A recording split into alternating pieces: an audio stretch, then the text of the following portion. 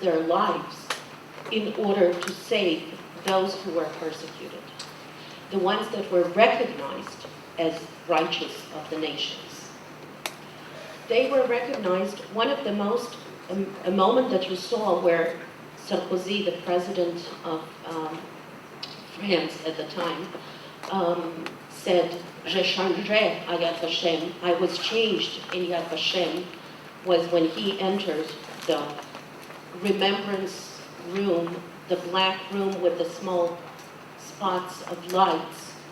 That was the hall that is dedicated for the remembrance of the children. When you enter this room, there is nothing. There is darkness, and there are those small candles of lights, and the only sound is someone reading out the names of the children. The name of a child, 6-year-old, a child, 3-year-old, a child, 14 years old. The name and the age that he was killed. And Yad Vashem has, out of the 6 million perished, Yad Vashem has a listing that was brought as a witness by surviving congregation members or family members. They have the names of more than 4.5 million of those who were killed. And more importantly, they have the names and the garden of trees planted in the names of those who worked and risked their lives to save the few. Even if you save one, there is a saying that Lucas, Professor Lian asked me to tell you the word in Hebrew. There is an ancient scripts, a saying in Hebrew. Even if you save one soul, it is as if you've saved a whole world. And I will give you the Taiwanese connection. One of the ways to save themselves before 42, before the final solution to the Jewish problem was designed, in 38, 39, 40, the way to save yourself was to show you have a visa for life.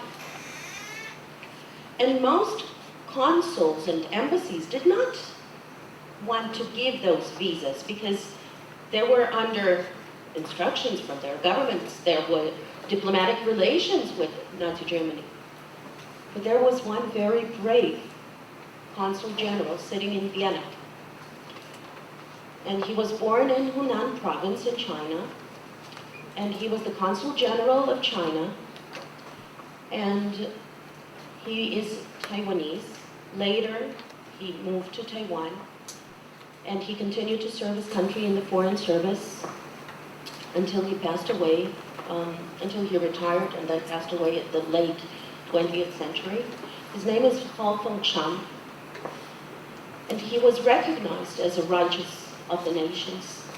And our office helped and cooperated in publishing a children's book telling his story here in Taiwan. I brought it with me, so if anyone is interested, you can have a look later. I will leave it here at the side. And this is to show you, I brought you, I don't know if we have another 2 minutes, but I brought you a very short 2 minutes clip of his daughter, Manly Ho. She lives in the US now. And she gives the perspective of after finding out what her father did. His name is on the wall, Hao Fengchang. It is recognized in 2000.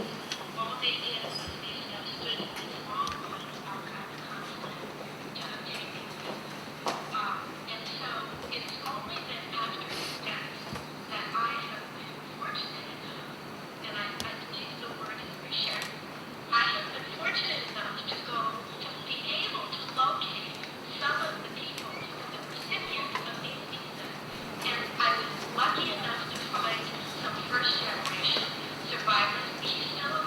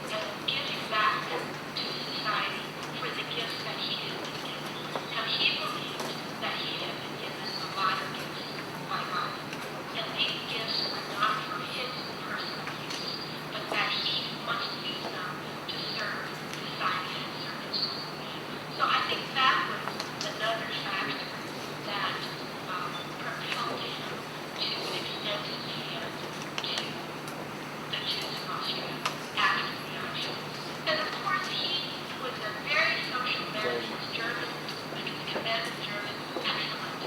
And so he had many, many, many Jewish friends. And when he saw what was happening to them, he knew that he could not stand aside, that he had to do something. Seeing the tragic plight of the Jews, it was only natural to feel compassion and to want to help. And from a humanitarian standpoint, that is what we ought to do. That's all he said. He just felt that he has to give back to society.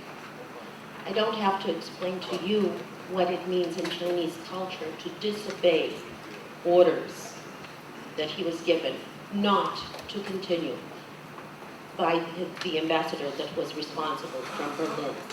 And still he felt that he has to save as many lives as possible, because there are things that stay beyond and above administrative orders. There is the sacrosanct of life. I think our time is up, but if there's one message, it's never again, and each and every one of us has this responsibility. If there is one thing that came out of the horrors of the darkest time in human history, is that the whole world united in recognizing the universality of human rights, the need to protect human life. Now, no right is absolute. There is a human right for freedom, but if someone is a criminal, the freedom is deprived of him, he goes to prison. There is a balance of rights, but there is the universality of human rights. And first and foremost, it's the life. Thank you, everyone, for your patience, and you're welcome to ask any questions later. Thank you. 非常谢谢啊，这个是刘希木这个代表哈，他的这个哲学跟神学的博士啊，可以说是台湾第一个还是第二个哈拿到神学博士的哈，在德国神学是在一般大学里面，比如说我念的海德堡大学，就在海德堡大学里面哈。And next, we have 4 co-speakers. Therefore, we have to control the time. The first one is Dr. Liu Fulong. He has written a paper. I don't know how he processed it. Thank you.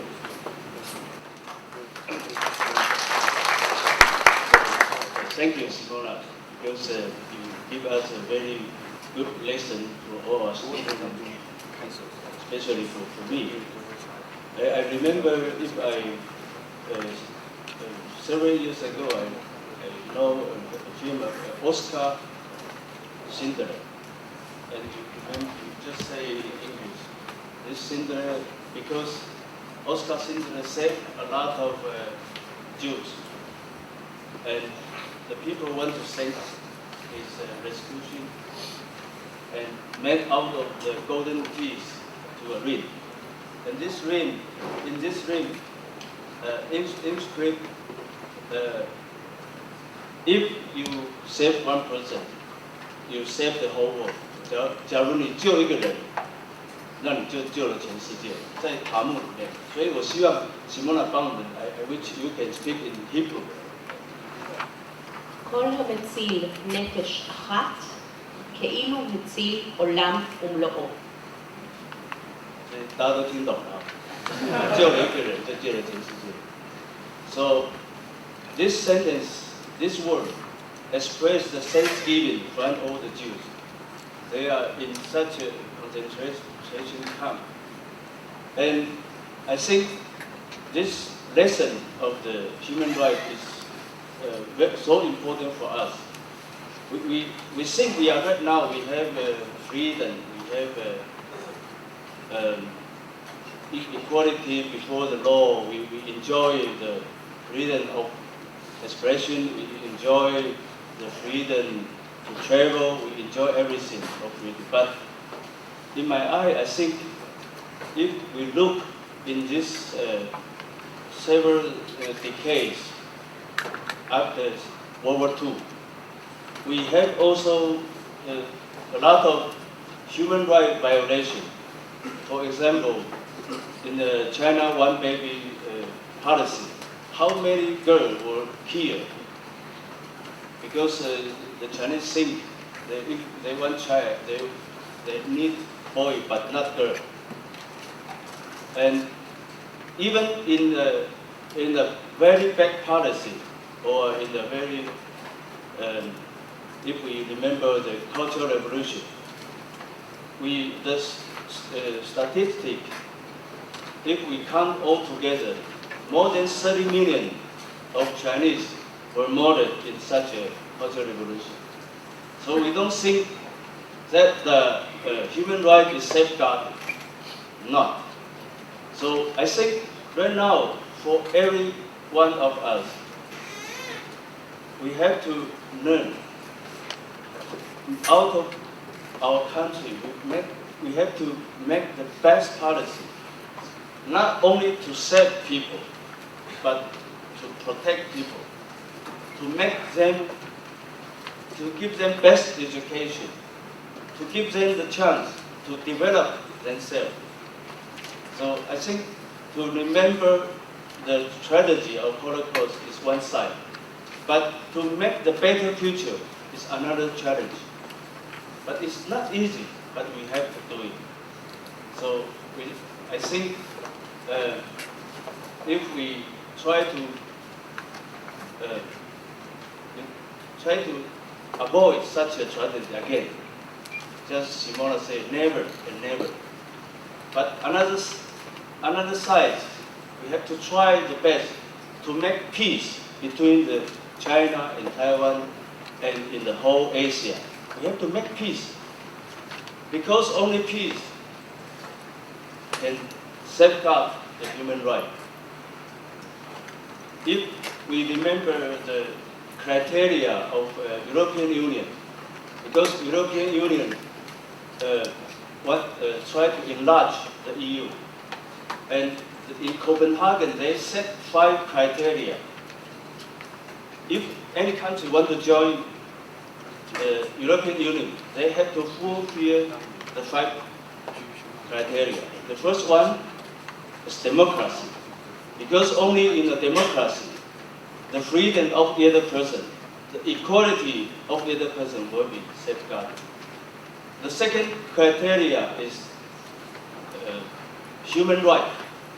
If your country respect and protect human right, you are qualified to join the European Union. The third one is rule of law, because rule of law is not the same as rule by men, just dictator, or rule by party, just like China. And even in China, they have 2 systems of law. One is law of the party, another is law of civilian law. But if we believe that every person is equal before the law, and we ask if this law is party law or civilian law, you have 2 systems. So China cannot fulfill the criteria of rule of law. The fourth criteria is that your country got to respect the minority. The minority just is our aboriginal or gypsy in Europe. The minority is a small group, but they have also human rights. This criteria is very, very important. If you don't respect the minority, you don't respect people. You don't respect mankind. And the Bible says, if you despise, you look down to the poor people, you look down to Yahweh. Do I say it right? Yahweh is a God. 你假如看不起穷人，你就是看不起上帝。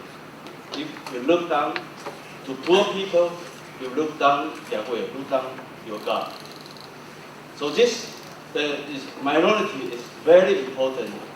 It belongs to the, in my eye, the very important criteria. Naturally, the fifth criterion is your land has to be stable in the economy. So in Europe, they say Europe 2020, Europe has to develop itself to a good governance in economy. Because if your economy is not stable, you are not competent to international competence. So I think this 5 criteria is also suitable to look to Asian country. If Asian country, if you say, okay, Taiwan and China, if we want to join as a member, are we qualified in these 5 criteria? But if I set this criteria over China, I don't think, because the party is dictator. Because they are not every people are equal before the law. And this is one baby system. Many children were murdered. So I think if we want to have a peace talk with China, I think we have to encourage them, the younger generation, to develop China to suit or to fulfill these 5 criteria. This is not very simple.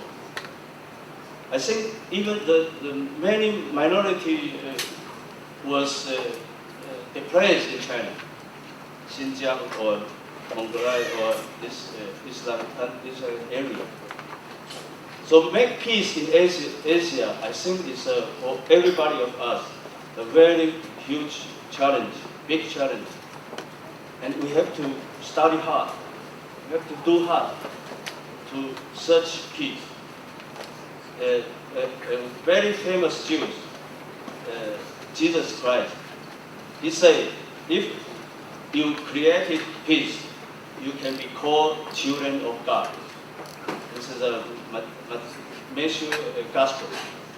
你若制造和平，你就可以称为上帝的儿子。I think we are all very thankful to this special Jew, Jesus. Thank you.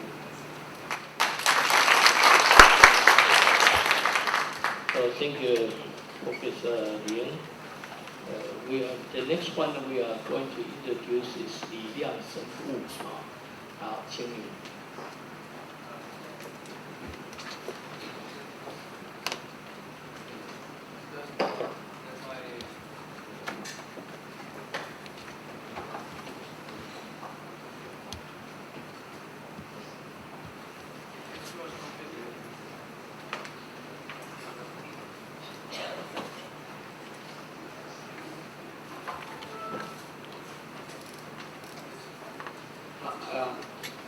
Distinguished guests and our friends, I wanted just to have a response a little bit from the point of religion and philosophy.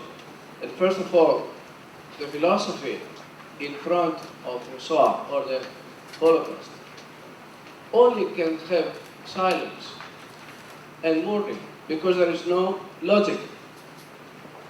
Important, as Mrs. Ambassador said, is what led to Auschwitz. And we must see not only the political thing, but the European thought of the Enlightenment, which means what? The knowledge. I know you, which is the control, the will of power. And the will of power, finally, and especially ethics, as a principle, like the Kantian ethics, which means I do. When I have this principle, I don't actually need to, because I work with principles, so you're useless actually. The other, I don't need to, because I'm an ethical person because of my principles. but see the final result, that because the other is not necessary, and because I can control you, I can dehumanize you. And this was the worst thing of the Holocaust. And you know, finally, the philosophy lead to the death of God, which is what? If the God dies, the human being emerges. And emerges how? When the Jews say, where is, I would like to read the Psalm, especially the 21 Psalm, when it says, God, why you abandoned me? God put a veil in his face. When it was Moses, the law appeared in the light. But here, in the human condition, in the European condition, the law appeared as horror. The human face appeared as morality, but this morality was the Auschwitz morality. And the radical evil, we saw this in Auschwitz, to dehumanize human beings. So we have the end of philosophy and the end of law there. And we can see also not only the philosophers, but the good employee, the simple employee, the bona fide employee, who become a killer. Because you know, if you see the Eichmann, once he was arrested, he said, well, I was just obeying orders. And it is very important, you know, when Hannah Arendt writes, the banality of the evil. And so the responsibility is not only to philosophers, it's to everybody of us. The simple policeman, the simple soldier who was before, maybe he had the grocery or something else, he was a teacher, and just he became a killer, an executor of human beings. And, you know, we must see here something, you know, wait a minute, because I think, okay. There is what to do about this. We see here the Jewish people, the one thing, so it's the end of the human civilization. The other is, permit me to say, who saved the human civilization? And these were the Jewish people.